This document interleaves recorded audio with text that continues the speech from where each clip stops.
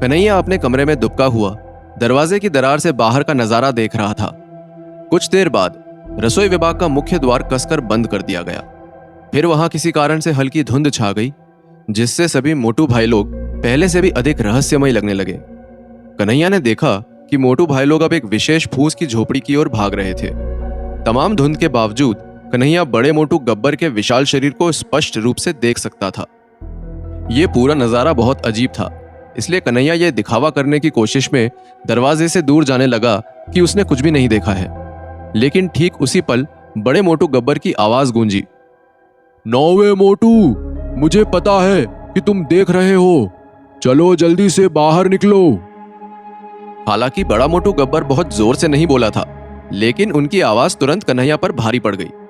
कन्हैया ने कुछ बार पलकें झपकाई, फिर धीरे से दरवाजा खोलकर बाहर चला आया और ऐसे मासूम से भाव अपने चेहरे पर ले आया जिसे देखकर ऐसा लगने लगा कि कन्हैया तो एक मक्खी को भी चोट पहुंचाने के काबिल नहीं है। जैसे ही वो मोटू भैया के समूह के पास पहुंचा तो बड़े मोटू गब्बर ने उसे पकड़ लिया और खींचकर उनके बीच में खड़ा कर दिया। लगभग तुरंत ही कन्हैया को कुछ अनोखी सुगंध का एहसास हुआ, कुछ ऐसा जिससे तुरंत उसके पूरे शरीर में गर्माहट फैल गई। उसने चारों ओर नजरें घुमाई और देखा उन सभी के चेहरों पर उत्साहपूर्ण भाव थे। किसी कारण से वो भी उत्साहित महसूस कर रहा था। तभी उसने देखा कि बड़ा मोटू गब्बर अपने हाथ में एक जादुई मशरूम पकड़े हुए खड़ा है। यह जादुई मशरूम एक छोटे बच्चे के आकार जितना बड़ा था और क्रिस्टल की तरह पारदर्शी था। इस पर बस एक नजर डालने की जरूरत थी और कोई भी बता सकता था कि यह कोई सामान्य वस्तु नहीं है। बड़े मोटू गब्बर ने कन्हैया की ओर देखा, फिर मशरूम उसकी तरफ बढ़ाया और उत्साह से कहा, आओ नौवे छोटे भाई, इसे खाओ। कन्हैया ने जादुई मशरूम को देखते हुए कहा, ही इसकी क्या जरूरत है बड़े भाई, रहने दीजिए, मैं वैसे ही ठीक हूं। इतना कहकर उसने चारों ओर सभी मोटे बड़े भाइयों की ओर देखा और झिझका। असल में उसने देखा कि उसकी बात सुनकर बड़ा मोटू गब्बर तुरंत चिढ़ गया और उसके चेहरे के भाव से साफ पता चल रहा था कि अगर कन्हैया ने मशरूम नहीं खाया तो वो दोनों पक्का दुश्मन बन जाएंगे। सिर्फ वही नहीं, बल्कि दूसरा मोटू सांभा, तीसरा मोटू कालिया और बाकी सभी मोटू भाई भी कन्हैया की ओर देख रहे थे। ये देखकर कन्हैया के पसीने छूटने लगे और उसने मन ही मन कहा, मैंने अपने सबसे बुरे सपने में भी ऐसी कल्पना नहीं की थी कि जीवन में ऐसा कुछ भी देखना पड़ेगा, जहां अगर मैंने एक अनमोल जादुई मशरूम का टुकड़ा नहीं खाया तो लोग गुस्से से भड़क उठेंगे। ये तो मुझे ऐसे देख रहे हैं मानो जैसे मैं किसी भुने हुए मुर्गे की टांग हूं जिस पर सभी टूट पड़ेंगे। अब मैं क्या करूं? पता नहीं इस जादुई मशरूम में क्या है। खाऊंगा तो पता नहीं क्या होगा, लेकिन अगर नहीं खाऊंगा तो जरूर पता चल रहा है कि क्या होगा। कन्हैया का दिल जोरों से धड़क रहा था, लेकिन फिर उसने अपने दांत पीस लिए और जादुई मशरूम स्वीकार कर लिया। आखिरकार उसने अपना मुंह खोला और एक बड़ा टुकड़ा खा लिया। मशरूम तुरंत उसके मुंह में घुल गया, जिससे उसके शरीर में एक अद्भुत अनुभूति होने लगी। जो कुछ समय पहले उसने केवल इसे सूंघने के दौरान अनुभव किया था, उससे कई गुना अधिक तीव्र, और लगभग तुरंत ही उसका चेहरा चमकदार लाल हो गया। जब बड़े मोटू गब्बर ने कन्हैया को मशरूम खाते हुए देखा तो काफी खुश लगने लगा। फिर उसने कहा, बहुत बढ़िया छोटे उस्ताद, राज ऋषि सूरज ने मांग की थी कि हम इस 100 साल पुराने जादुई मशरूम को खाने में इस्तेमाल करें, लेकिन रसोई विभाग का नियम है, खाने में कोई भी नई चीज इस्तेमाल करने से पहले रसोइये उसे खाकर देखते हैं, इसलिए हम सब एक साथ इसे खाएंगे। इसके बाद जब बड़े मोटू गब्बर ने अपना मुंह खोला और मशरूम का एक टुकड़ा खाया तो वो बेहद संतुष्ट दिख रहा था।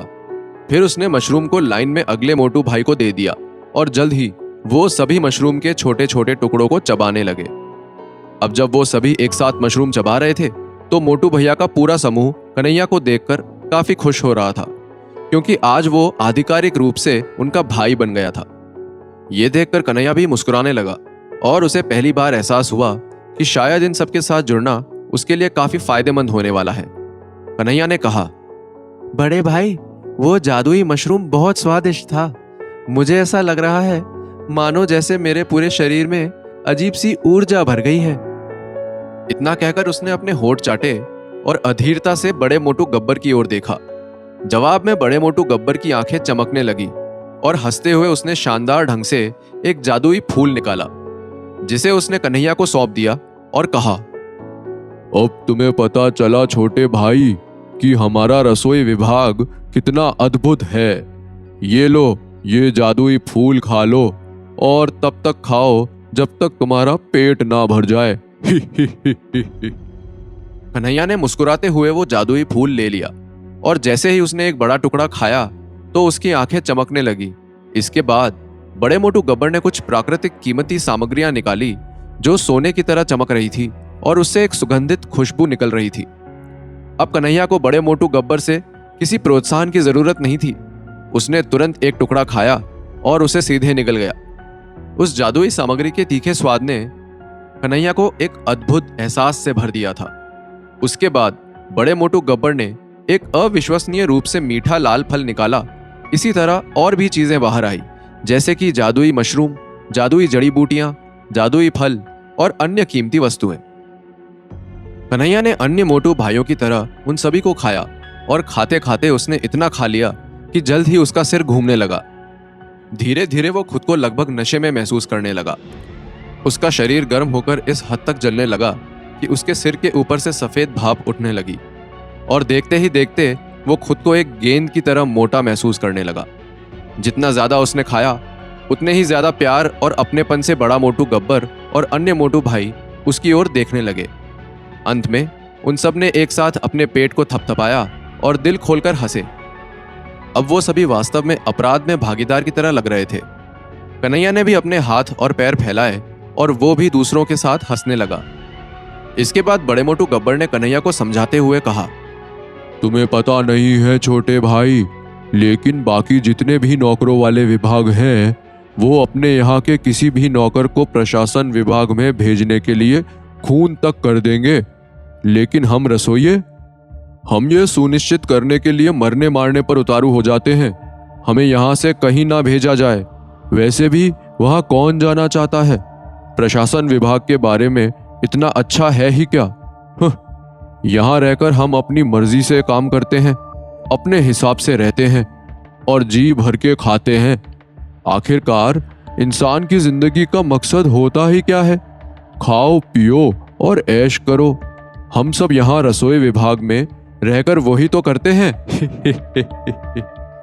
ये कहकर बड़े मोटू गब्बर को इस पर बहुत गर्व महसूस हुआ।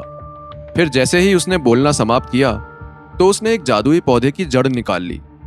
उस जड़ में अनगिनत धुंधले दिखाई देने वाले उम्र के छल्ले थे और वो कोई छोटी छोटी जड़ों से ढकी हुई थी। जाहिर था कि ये जादुई पौधे की जड़ बहुत पुरानी थी। बड़े मोटू गब्बर ने जड़ों के गुच्छे से एक जड़ तोड़ ली और उसे अपने मुंह में डाल लिया। फिर उसने जड़ को चबाया, निगला और लंबी सी डकार मारकर जड़ का गुच्छा कन्हैया को सौंपते हुए धीमी आवाज में कहा, नौवे छोटे भाई, आज मैं तुम्हें एक राज की बात बताता हूं। दरअसल हमारी साधना के आधार इतने मजबूत हैं कि अगर हम चाहते तो बहुत पहले ही प्रशासन विभाग के सदस्य बन सकते थे, लेकिन हम सब अपनी साधना के असली स्तर को छिपाना पसंद करते हैं। अब तुम ही बताओ, प्रशासन विभाग में ऐसे कितने सदस्य हैं जिन्हें इस तरह के 100 साल पुराने जादुई पौधे की जड़ का टुकड़ा खाने को मिलता है? जानते हो, ये जड़ इतनी शक्तिशाली है कि इसे पाने के लिए बड़े बड़े योद्धा किसी का खून तक कर देंगे। लेकिन हमें देखो, हम यहाँ बैठकर इस जड़ का मजा मुफ्त में उठा रहे हैं। अरे क्या हुआ छोटे भाई, तुम और क्यों नहीं खा रहे हो?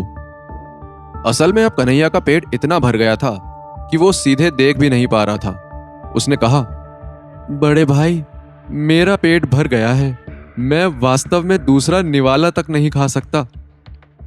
लेकिन इससे पहले कि वो बोलना समाप्त कर पाता, बड़े मोटू गब्बर ने एक जड़ उखाड़ी और उसके मुंह में भर दी।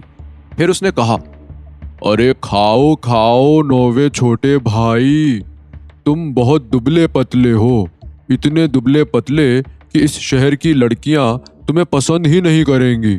इस शहर में लड़कियां हम जैसे हट्टे कट्टे और खाते पीते लड़कों को पसंद करती है। चलो खाओ। इतना कहकर बड़े मोटू गब्बर ने एक लंबी डकार निकाली। फिर उसने खाली कटोरी का ढेर उठाया साथ ही पास की फूस की झोपड़ी के दोनों ओर लटके 2 कपड़े के झंडों की ओर इशारा किया, जिन पर लिखा था, मैं प्रशासन विभाग की सीढ़ी पर संघर्ष करने के बजाय रसोई विभाग में भूखा मरना पसंद करूंगा। कन्हैया अब तक पूरी तरह से नशे में हो गया था। उसने स्क्रॉल पर नजर डाली और लड़खड़ाती हुई जबान में कहा, हाँ, निश्चित रूप से हम सब यहाँ भूख से मरना चाहते हैं। ओह हाँ, भूख से मर जाओ। इतना कहकर कन्हैया ने अपने पेट पर हाथ घुमाया और बड़े मोटू की तरह जोर से डकार ली। ये सुनकर बड़ा मोटू गब्बर और अन्य सभी हंसने लगे। फिर बड़े मोटू गब्बर ने कहा, आज एक महान दिन है। 9वें छोटे भाई, मुझे तुम्हें एक जरूरी बात बतानी है। हमारे यहाँ रसोई विभाग में काम करने के कुछ निश्चित तरीके हैं और उनमें महारत हासिल करने के लिए तुम्हें कुछ निश्चित विधियों को याद रखना होगा। मोटू गब्बर ने कन्हैया को रसोई विभाग में बनने वाले खास जादुई पकवानों के बारे में बताना शुरू किया और कुछ खास तरीके से जादुई फलों और सब्जियों को काटने छीलने के तरीके समझाए। साथ ही उसने कन्हैया को कुछ रहस्यमय गुप्त विधियां भी बताई। अंत में उसने कहा, रसोई विभाग की इन गुप्त विधियां और तकनीकों को पिछली पीढ़ियों द्वारा बरसों की मेहनत और तकलीफों के बाद इकट्ठा किया गया था। अगर तुम इन सिद्धांतों का पालन करते हुए भोजन बनाओगे और खाओगे तो तुम्हारे सुरक्षित रहने और हमेशा जीवित रहने की पूरी संभावना है। ठीक है, चलो अब आज रात के जश्न को यही खत्म करते हैं। ठीक है, तुम जाओ और सो जाओ, बाकी सब काम पर लग जाओ। प्रशासन विभाग के सदस्य अभी भी अपने खाने का इंतजार कर रहे होंगे। इतना कहकर बड़े मोटू गब्बर ने खाली कटोरे को चावल से भरना शुरू कर दिया। वहीं दूसरी ओर कन्हैया का सिर घूम रहा था, लेकिन फिर भी कन्हैया उन बातों के बारे में सोचना बंद नहीं कर सका जो बड़े मोटू गब्बर ने उसे अभी अभी बताई थी। उसने बड़े मोटू गब्बर और अन्य लोगों को चावल के कटोरे भरते हुए देखा, फिर एक लंबी डकार ली और खुद कटोरे की जांच करने के लिए नीचे बैठ गया। कुछ ही पलों में अचानक से कन्हैया के मुंह पर मुस्कान आ गई और उसने कहा, बड़े भाइयों, ये कटोरे बहुत अच्छे हैं। ये सुनकर बड़े मोटू गब्बर और अन्य मोटू भाई लोगों ने अजीब भावों से कन्हैया की ओर देखा। कन्हैया ने हंसते हुए आगे कहा, देखने में ये कटोरे बहुत बड़े नहीं दिखते, लेकिन वास्तव में हम इनमें बहुत सारा खाना भरते हैं। क्यों ना हम इसका उल्टा करना शुरू कर दें? मेरा मतलब है कि कटोरे दिखने में बड़े लगने चाहिए, लेकिन इनमें खाना कम आना चाहिए। हम इन कटोरों के निचले हिस्से को मोटा बना सकते हैं, जिससे ये दिखने में बड़े लगेंगे, लेकिन अंदर से हम इनके पैंदे की गहराई कम कर सकते हैं। इससे इनमें खाना कम आएगा और हमारा विभाग खाने की बचत कर पाएगा। बाद में वो खाना हमारे ही काम आ सकता है। कन्हैया की बात सुनकर बड़ा मोटू गब्बर सदमे में उसे घूरने लगा, मानो जैसे कि अभी अभी उसे बिजली का झटका लगा हो। फिर उसकी चर्बी कांपने लगी और उसकी आंखें फड़कने लगी।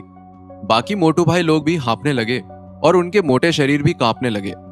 फिर अचानक से बड़े मोटू गब्बर ने अपने पेट पर जोर से हाथ मारा, जिसकी वजह से एक जोरदार थप्पड़ की आवाज आई। फिर वो जोर से हंसा और बोला, हा हा हा हा हा, क्या बात है छोटे उस्ताद, क्या विचार है। वाह, तुम्हारा ये विचार वाकई में अपनाने लायक है। इससे हम ढेर सारा खाना अपने लिए बचा पाएंगे। रसोई विभाग में आने वाली सभी पीढ़ियों को इससे लाभ होगा। 9वें छोटे भाई, मैंने कभी नहीं सोचा था कि तुम जैसा आकर्षक व्यक्ति वास्तव में इतना चालाक होगा। तुम्हारा तो जन्म ही रसोई विभाग का हिस्सा बनने के लिए हुआ है। अब तो चाहे दुनिया इधर से उधर हो जाए, कोई तुम्हें रसोई विभाग से नहीं निकाल सकता। लेकिन तभी अचानक से कन्हैया को काले खून की उल्टियां होने लगी और वो चक्कर खाकर जमीन पर गिर गया। आखिर क्या हुआ कन्हैया को और उसे काले खून की उल्टियां क्यों हुई? क्या बड़े मोटू गब्बर ने जो जादुई चीजें कन्हैया को खाने के लिए दी, वो कन्हैया की मौत का कारण बन जाएंगी? आखिर राज ऋषि सुदर्शन ने कन्हैया को रसोई विभाग में क्यों लगाया? क्या अमर होने से पहले ही कन्हैया की मौत हो जाएगी? आखिर प्रेम चोपड़ा का क्या होगा? क्या वो वापस आकर कन्हैया से बदला नहीं लेगा?